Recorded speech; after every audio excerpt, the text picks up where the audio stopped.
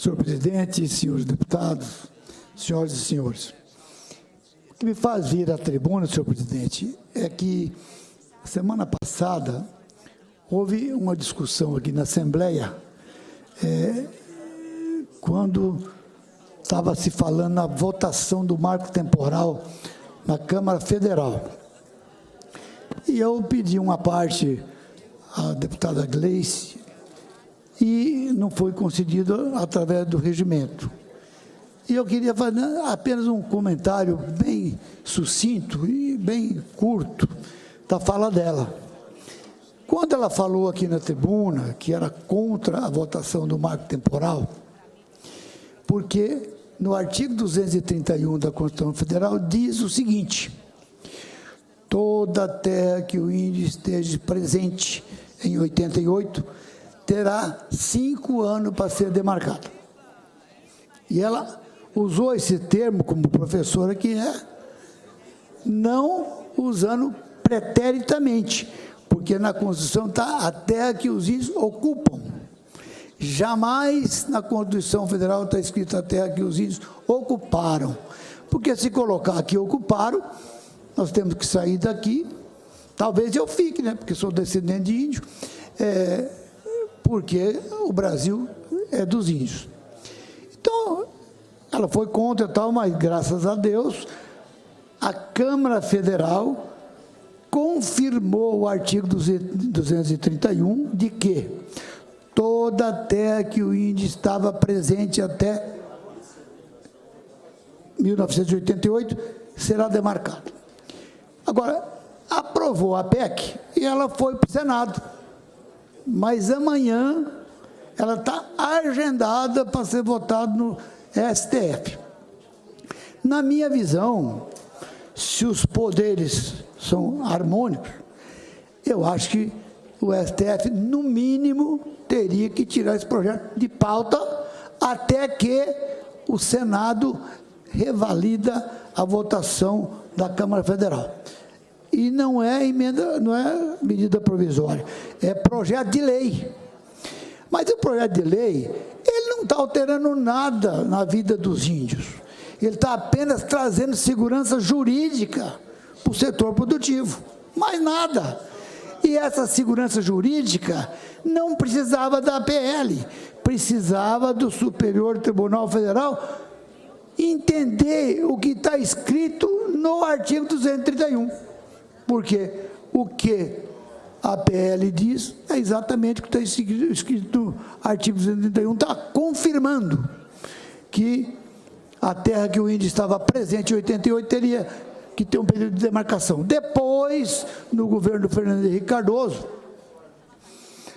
através do Zé Eduardo, que era dono do banco HSBC, que perdeu o banco, fez um decreto, o famoso decreto 1771, que aí criou-se um embaraço, criou-se um estudo antropológico, que é uma tal de ABA, Associação Brasileira de Antropologia, que é ligado à FUNAI. Então, toda vez que a FUNAI fazia um decreto de estudo antropológico, os antropólogos, que é da ABA, Associação Brasileira de Antropologia, ligada à FUNAI, chegava e determinava que a terra era de índio. Uma terra legítima, titulada pelo Estado, não foi doada, foi vendida, e o Estado recebeu o dinheiro, na época, pelo valor do hectare. Então, assim como o Estado titulou as etnias, que até 1965, quando o governo militar extinguiu o SPI e criou-se a FUNAI, ele incorporou os bens que eram das etnias no patrimônio da União e colocou o índio como uso frutuário do governo central, que é o governo federal. Então, mesmo que a PEC for aprovada, nada impede de presidente nenhum aumentar a terra indígena. Nada impede. Tem tantas alternativas, ele pode declarar qualquer terra de utilidade pública, desapropriar, pagar, colocar no patrimônio dele e pôr o índio para usar. Porque o índio não é proprietário, ele não tem terra, ele é usufrutuário de uma terra da União. Então, toda vez que há uma invasão, o índio está servindo de massa de manobra para invadir uma terra, para que ela transforme em pública da União. E o índio vai usar. Então, eu acredito que a minha colega, respeito, certo? Porque nós não podemos ter um peso e duas medidas. Nós temos que defender o índio, mas nós temos que defender quem trabalha e quem produz. Porque através da produção é que tem o imposto para ajudar a sustentar os índios. Na saúde, na educação, na moradia, na alimentação, porque quando se discute em terra para o índio, por que os cajués com 360 mil hectares são pobres? Aí em Bonito. Então não é a terra. Por que os Yanomami, que foi criada uma nação dentro de outra nação no governo Fernando Collor de Mello, certo? Porque os Yanomami é metade no Brasil e metade na Venezuela. Então criou-se o maior território indígena do mundo, que é os Yanomami. Então, se eles têm uma quantidade de território tão grande, que há tanta invasão de garimpeiro, porque é uma terra rica para explorar clandestinamente, crimes e mais crimes dentro da terra Yanomami, então se fosse terra, o Yanomami não estava passando fome nem morrendo por desnutrição, porque eles têm o maior território do mundo, é o território Yanomami.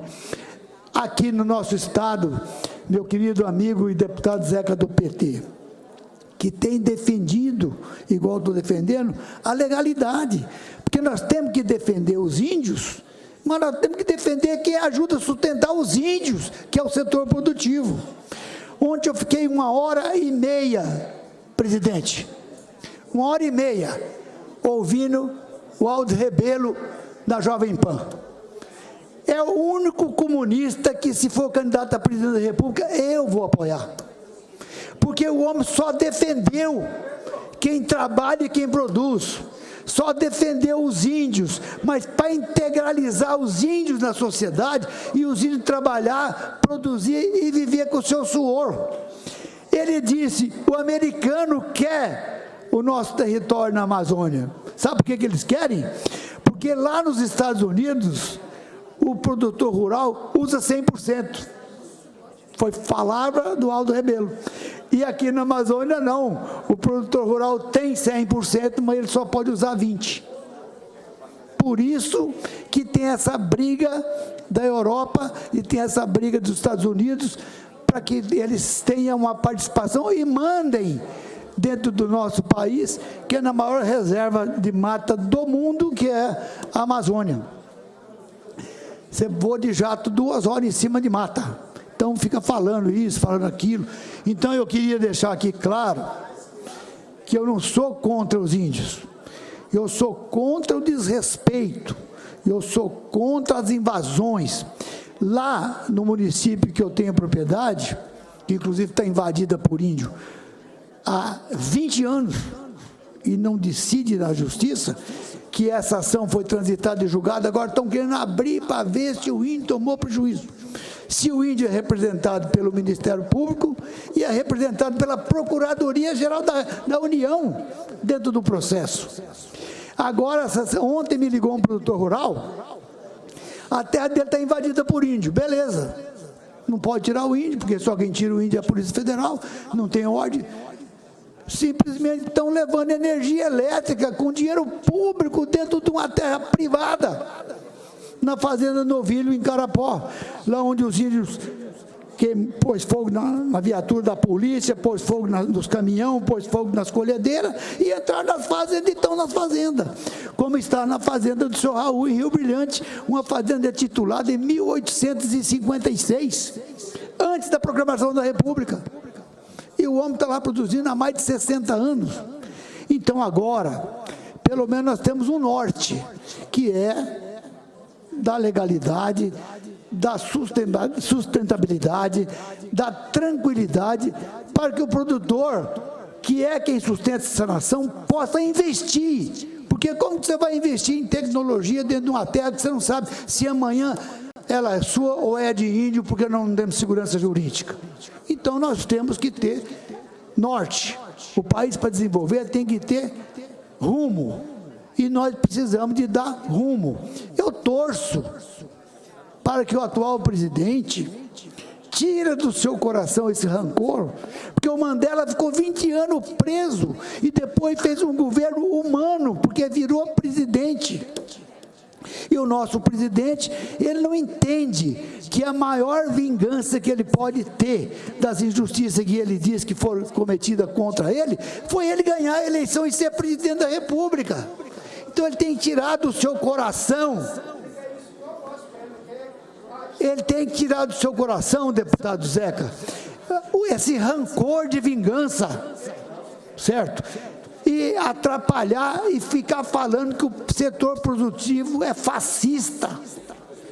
Isso não pega bem para um presidente da República de um país em que quem sustenta a nação é o setor produtivo, é quem trabalha e quem produz. Levanta cedo na mesa, o pão vem do trigo, o leite vem da vaca. Então, dentro da nossa casa, tem uma fazendinha, o lençol é feito de algodão. Então, o feijão vem da roça, o arroz vem da roça, a carne vem da roça. Então, precisa de saber que esse setor é muito importante dentro da economia de um país primário como é o Brasil. E, graças a Deus, encerrando as minhas palavras, eu quero dizer à deputada Gleice que não é o marco temporal que vai impedir do governo central fazer o que ele bem quiser, comprar a terra que ele quiser, desapropriar a terra que ele quiser, desde que ele respeite a legalidade do título legítimo que o governo do estado de Mato Grosso titulou as pessoas há 60, 70, 80 anos atrás, está trabalhando e produzindo, criando seus filhos e criando riqueza. Tem que ter rumo o país, porque um país sem rumo caminha para o lado da Venezuela, e isso não é o que nós queremos.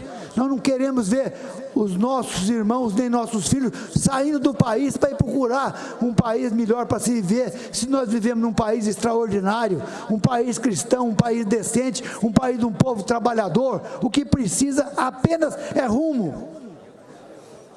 Isso que precisa. E quem está no poder, que o atual presidente Lula, está nas suas mãos, está no seu coração, está na sua cabeça, na sua inteligência, dá rumo para o país, porque ele é o nosso presidente. Muito obrigado, senhor presidente.